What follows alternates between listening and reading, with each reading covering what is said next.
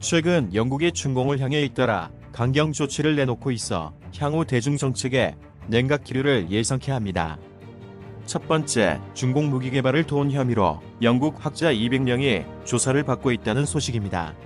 8일 영국 주간지 더 타임스에 따르면 영국 비밀정보부는 수출 통제령을 어긴 혐의로 영국 20개 대학 200여 명의 학자를 조사하고 있습니다.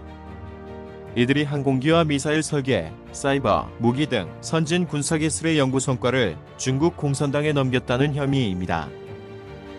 2008년 수출 통제령 규정에 따라 군사 제품을 수출하거나 군사 기술을 이전할 때 영국 정부로부터 수출 또는 양도 허가증을 받아야 합니다.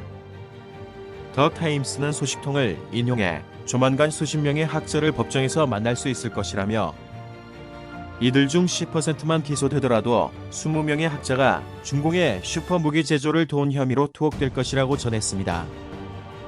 영국 국방부는 국가안보와 관련된 이번 조사에서 대학의 이름을 공개하지 않기로 합의했습니다. 연루된 학자가 자신도 모르게 불법 행위에 가담했을 수 있기 때문입니다. 중국 공산당이 학술 교류라는 미명 아래 세계 각 대학교와 국영기업에 접근해 은밀하게 기술을 빼돌린 사례는 이미 널리 알려져 있습니다.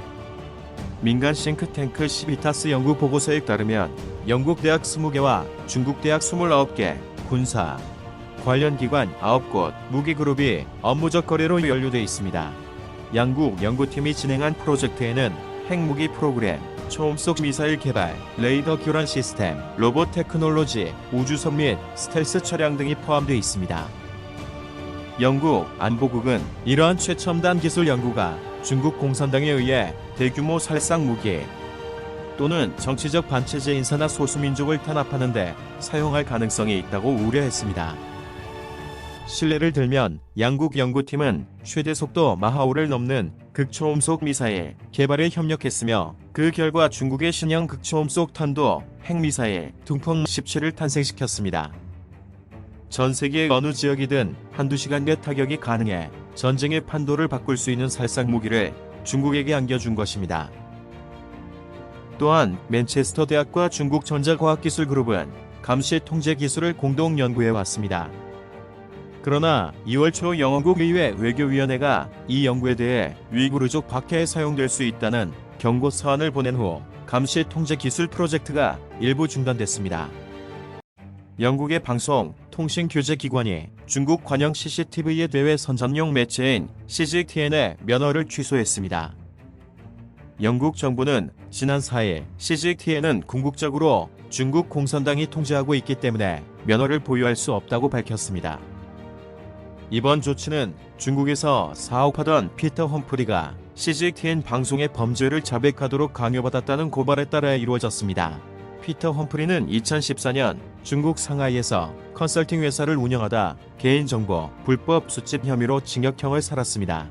그의 증언에 따르면 중국 당국은 자백을 얻어내려고 그에게 약물을 주입하고 아주 작은 감옥에 가두는 등 지속적으로 괴롭혔습니다. 같은 날 영국 일간지 데일리 텔레그래프는 영국 정부가 언론 기자로 가장한 3명의 중공 국가안전부 스파이를 추방했다고 보도가 이어지면서 영국이 중국을 향해 연속 펀치를 날리는 상황입니다. 영국의 대중강경책은 지난해 4월 보리스 존슨 총리가 중공 바이러스를 경험한 후 본격화되었습니다. 영국 정부는 7월 화웨이 장비의 제한적 사용 허가를 전격 취소하고 2025년까지 5G 네트워크 화웨이 장비를 제거하라고 요구했습니다. 지난 8일 영국 상원이 무역법 개정안을 통과시켰습니다. 이 법안에는 대량 학살을 저지른 정권이나 단체, 정당과 연계된 기업과의 거래를 제한할 수 있다는 조항이 포함되어 있습니다. 해당 조항에 중국을 적시하지는 않았습니다.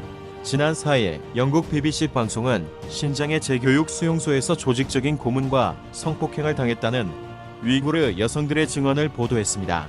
보도 후 노동당 자넷 다비 의원과 보수당인 덩컨 스미스 의원이 외무부의 니켈 아담스 아시아 담당 장관에게 신장의 대량 확산에 대해 제재를 가해야 한다고 직접 요구했습니다. 영국의 이 같은 강경책에 맞서 중국은 BBC 월드 뉴스의 자국 내 방영을 금지했고 무역법안 개정안에 대해서는 노동 문제를 가장한 무역 장벽이라고 비판하고 나서며 영국과 중국 간 갈등이 더욱 고조되고 있는 양상입니다.